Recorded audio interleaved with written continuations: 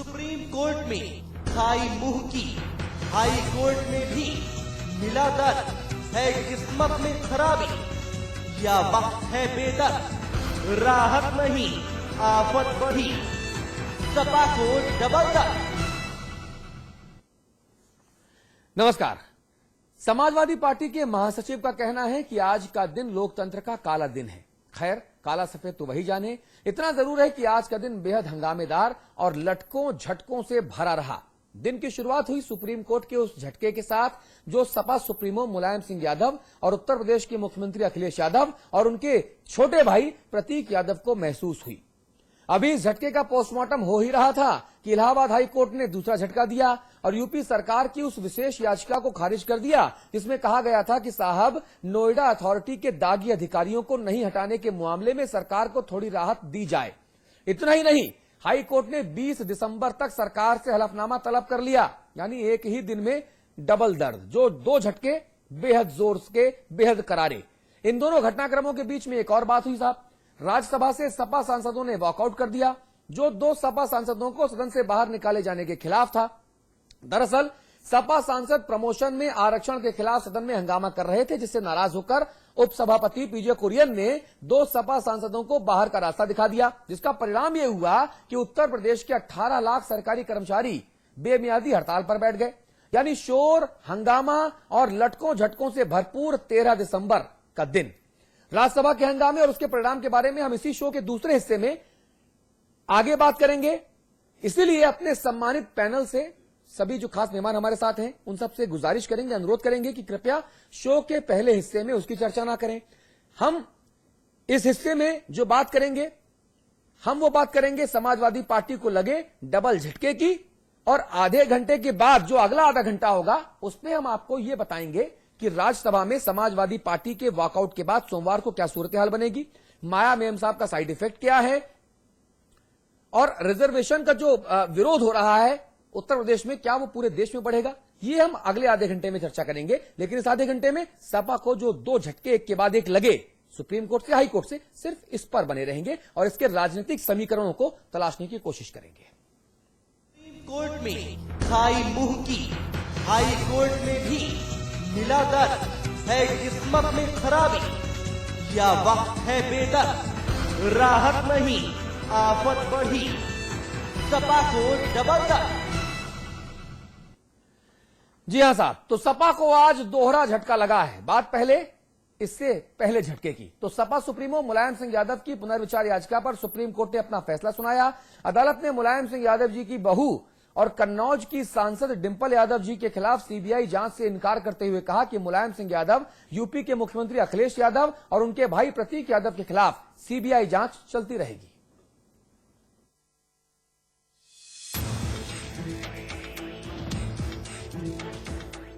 आय से अधिक संपत्ति के मामले में सुप्रीम कोर्ट से थोड़ी सी राहत मिली है। आला अदालत ने यादव खानदान की बड़ी बहू को सीबीआई जांच के दायरे से बाहर करते हुए कहा कि मुलायम सिंह यादव और यूपी के मुख्यमंत्री अखिलेश यादव और मुलायम सिंह के छोटे बेटे प्रतीक यादव के खिलाफ सीबीआई की जांच जारी रहेगी। आज सर्वोच्च न्यायालय में रिव्यू पिटीशन लगी हुई थी और रिव्यू पिटीशन में आज सुप्रीम कोर्ट ने ये कहा है कि जहां तक श्रीमती डिंपल यादव की बात है, तो क्योंकि वो कभी भी पब्लिक सर्वेंट नहीं रही, इसलिए अपने पहले के जो ऑर्डर था 2009 का, उसको बदलते हुए उनके खिलाफ जो भी प्रोसीडिंग्स थी उसको समाप्त किया और उनके खिलाफ कोई भी सीबीआई जांच नहीं होगी।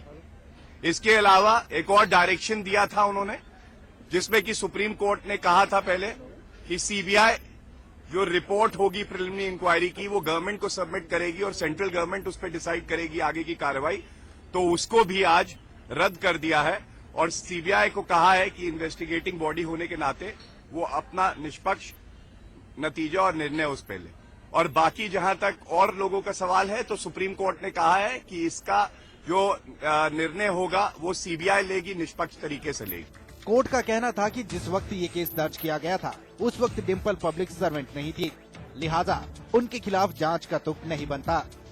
इसके साथ ही सुप्रीम कोर्ट ने सीबीआई को ताकीद किया कि वो निष्पक्ष तरीके से जांच करे। आपको बता दें कि कोर्ट ने 1 मार्च 2007 को आय से अधिक संपत्ति के मामले में सीबीआई जांच का आदेश दिया था, जिस पर मुलायम सिंह यादव ने पुनर्विचार याचिका दाखिल की थी, जिस पर कोर्ट ने 17 फरवरी 2011 को सुनवाई पूरी कर ली थी। बेशक कोर्ट से मुलायम सिंह को राहत नहीं मिली, लेकिन बहू को राहत मिलने से ही वो संतुष्ट नजर आए। न्यायालय का मैं स्वागत करता हूँ तो उन्होंने हमें इंसाफ दिया। उधर याचिकाकर्ता का कहना है कि वो चाहते थे कि आय से अधिक संपत्ति के इस मामले में सीधे कोर्ट ही जांच की मॉनिटरिंग करे। पूरा जजमेंट पढ़ने के बाद, क्योंकि उसमें डिम्पल यादव को रिलीफ मिली है कि किन कारणों से डिम्पल यादव को छोड़ा गया है, और मैंने एक उसमें अलग से आईए फाइल करके कोर्ट से कहा था कि बगैर मॉनिटरिंग के मुलायम सिंह जी यादव के आय से अधिक संपत्ति मामले की जांच संभव नहीं है, क्योंकि सीबीआई प्रधानमंत्री के अधीन है और 2008 से न्यूक्लियर डील के टाइम से अब तक केंद्र की सरकार सीबीआई के कंधों पर रन कर रही है।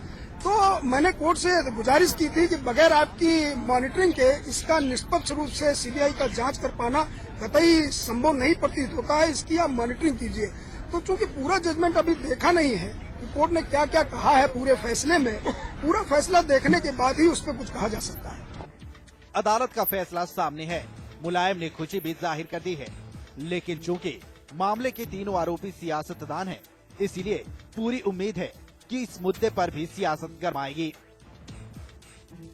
दिल्ली से राहुल डबास के साथ आलोक साहिल, समाचार प्लस।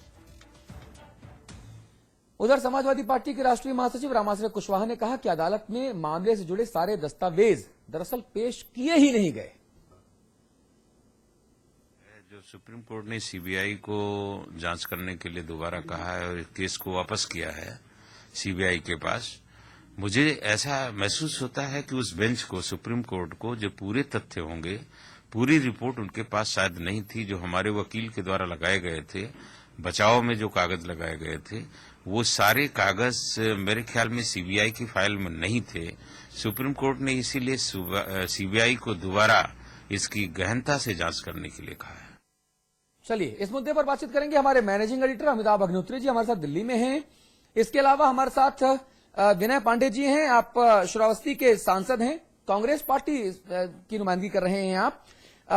शिव प्रताप शुक्ला जी हैं, आप बीजेपी नेता हैं, पूर्व मंत्री हैं। देवेंद्र प्रताप सिंह जी हैं, आप सत्तारूढ़ समाजवादी पार्टी के नेता हैं, एमएलसी हैं।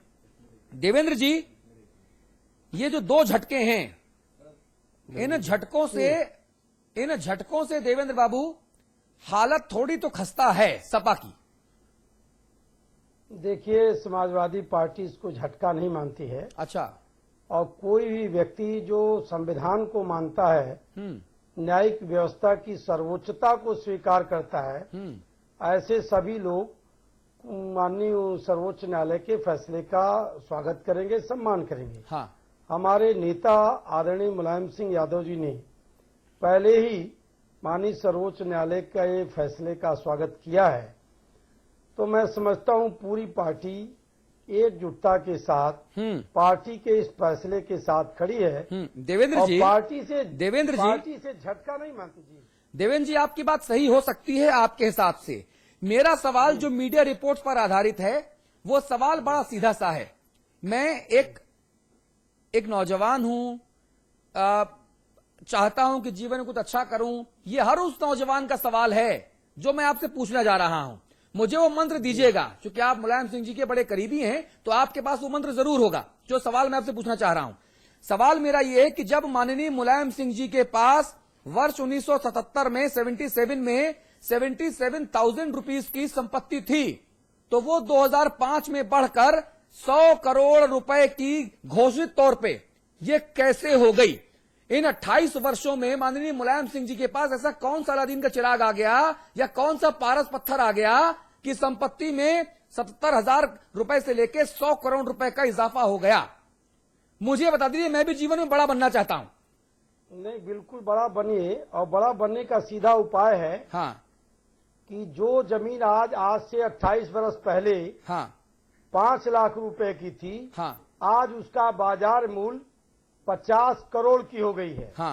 जिस प्रकार से देश में जमीनों का मूल्य बढ़ रहा है, ऐसे एक आम आदमी भी जो सामान्य तौर पर दिखने में गरीब लगता है, अगर उसके लंबे अंतराल के बाद उसके जमीन का मूल्यांकन हो तो वो करोड़पति हो जाता है। तो अदालत को ये बात समझ नहीं आती क्या, या आप लोग समझा नहीं पाते? इतनी सीधी सी बातें बताइए, इसमें उलझाव कहाँ है? अदालत पर माननीय सर्वोच्च न्यायालय के खिलाफ टिप्पणी नहीं की जा सकती। हाँ। लेकिन आप स्वयं सोच लें, हाँ। दिल्ली और लखनऊ जैसे महानगर में हाँ। कभी जमीन बिकती थी 500 रुपए स्क्वायर फीट। हाँ। आज जमीन बिक रही है 5000 रुपए स्क्वायर फीट। हाँ, और सैफई तो भारतवर्ष की राजधानी बन गई होगी। नहीं, भारतवर्ष की राजधानी तो नहीं है। हाँ, वहां पे तो जमीन का एप्रिसिएशन बड़ा जबरदस्त हुआ। सैफई में तो जो कुछ भी है वो सभी सार्वजनिक संपत्ति है। हाँ। जो कुछ भी समाजवादी पार्टी। अच्छा, चलिए मैं एक दूसरे एंगल पे बात करता हूं। इलाहाबाद हाई कोर्ट से देवेंद्र जी, इलाहाबाद हाई कोर्ट से 2 दागी अधिकारियों के बारे में जो आज फिर फटकार लगी आपको, आपकी सरकार को, उस पर क्या कहेंगे? पूरे प्रदेश में चिराग लेके, टॉर्च लेके, मोमबत्ती लेके ढूंढने में ये 2 दागी अधिकारी ही मिले आप लोगों को। 900 आईएएस अफसर हैं, कोई नहीं मिला। और देखिए, अब हाई कोर्ट ने जो निर्देश दिया है, हाँ, सरकार उन निर्देशों का अध्ययन करेगी और उसी अनुसार उसका पालन करेगी, कार्रवाई करेगी। देवेंद्र जी, बहुत अदब से आपको स्मरण कराऊं, ये तीसरी बार निर्देश देना पड़ा है। पहली बार में क्यों नहीं सुना, दूसरी बार में क्यों नहीं सुना, तीसरी बार क्यों बोलना पड़ा हाई कोर्ट को? देखिए, एक मुख्यमंत्री की और सरकार की अपनी व्यस्तताएं होती हैं। कोई जरूरी नहीं है कि बिजली के करंट की तरह जो ही कोई आदेश हो, बिना पढ़े, बिना उसकी समीक्षा किए उस पर कार्रवाई हो जाए। जब तो हाई कोर्ट ने आपको बिजली का करंट दे दिया ना। अतुल, एक मिनट। देवेंद्र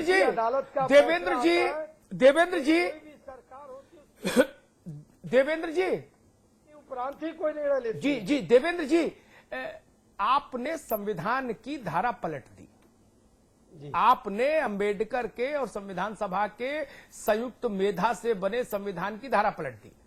मैं संविधान में पढ़ता आया 25 बरस से 30 बरस से कि सरकार के फैसलों की समीक्षा का हक अदालत को है।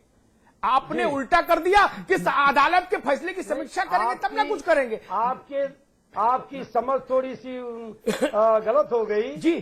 कोई भी अदालत फैसला देती ना, आपने यही बोला।